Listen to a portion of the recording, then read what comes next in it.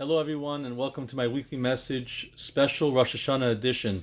They say the story that the communist commandant comes to the simple farmer, Yankel, and he says to the Yankel, if you have 10 cows, would you give it for Mother Russia? And of course, Yankel says yes. And if you have 5 goats, will you give it to Mother Russia? And Yankel says, of course. And if you have 3 hens, will you give it to Mother Russia? And here Yankel says, that I cannot. He says, what? You're willing to give 10 cows, 5 goats? You can't give 3 hens? He says, because 3 hens I have. My friends, Rosh Hashanah is a time where we rededicate ourselves and resolve for a better year. This coming year, Tafshin Pei Aleph 5781 is a special new beginning, a new decade. The Chassam Sofer writes how the letters of this year, this was written several hundred years ago, how the year Tafshin Pei Aleph has the same word as Ashpa, which means from a very low place. Tafshin Pei Aleph, he says, the year Tafshin Pei Aleph will be a year where we'll be exalted and be uplifted. 30 years ago, in 1991, the Lubavitcher Rebbe spoke very interestingly about the letters Pei Aleph, 81, the last 2 digits of the year, and he said that could be read as Af, which means anger, or it could be also read as Pei Aleph as Plaot Arenu, which means wondrous miracles. So we are all anticipating for a really special year, a year of miracles and wonders, for good things to happen, especially coming from a very challenging year. But I want to mention that it's also up to us. It's a partnership. Why do we celebrate Rosh Hashanah as the day of Adam and Eve's creation, as opposed to the first day of creation 6 days earlier? To show that it's Adam and Eve who gathered the entire universe at that time and proclaimed God as the king and dedicated themselves to serve God. They realized their purpose was not just to exist, but to live, which means to give and to serve God Almighty and as well as all of humanity. That's our mission statement on Rosh Hashanah, that we are proclaiming God as our king. We're dedicating ourselves to his service, to making the world a better place. It says that God left the world incomplete for man to partner with God and to complete the world and making it a better place. So this is the theme of Rosh Hashanah, to rededicate ourselves, to become better, to find ways how we could serve God in a better way and in a realistic way. Just like the farmer, we have to, well, unlike the farmer, we have to be willing to give our hens.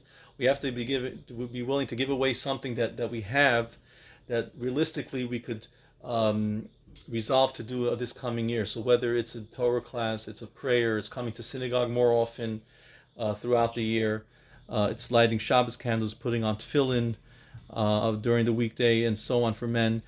So many other mitzvot that we could rededicate ourselves to. That's the theme of Rosh Hashanah. It's a time of rededication.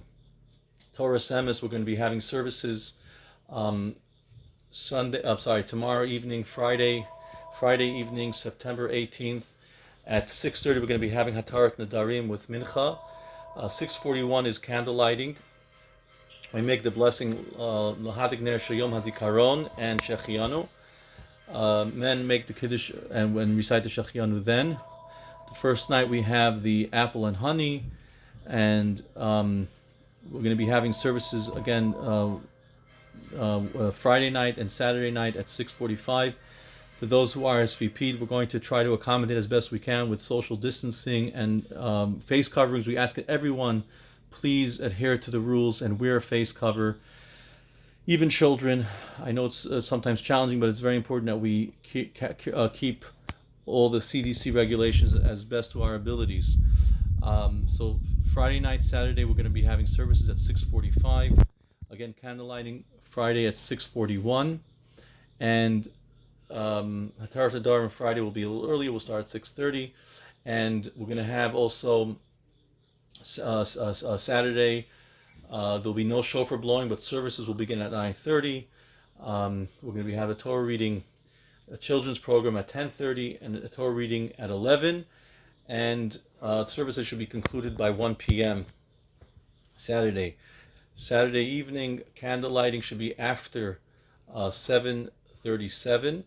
Again, the two blessings are recited, L'Hadik Nesh Yom HaZikaron, and I'm sorry, Friday night we make the L'Hadik Nesh Shabbat Yom HaZikaron, and Saturday only Yom HaZikaron, and we say the Shechianu blessing a second time.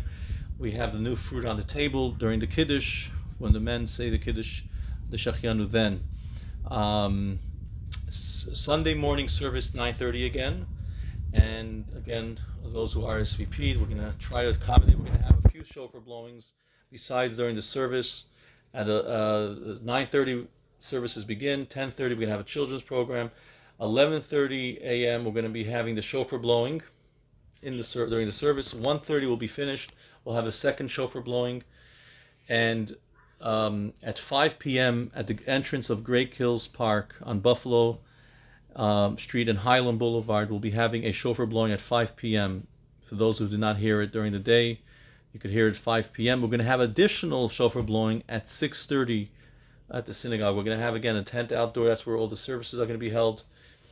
I want to thank Herman Hershkovitz and all the volunteers that made this possible, that really put their time, energy, hard work, also all the donations that came in so far. We asked anyone that could help with donations to help. Herman was gracious to sponsor the tent.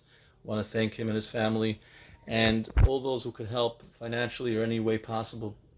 Please let me know. You could PM me or email me or call me. Either way, whichever way is convenient. Also, we have the Jewish calendars that came out. Thank God. So we have that, and flyers that with all the times for Rosh Hashanah and Yom Kippur. Wishing everyone that we should all be blessed for a happy, healthy, and sweet and safe New Year.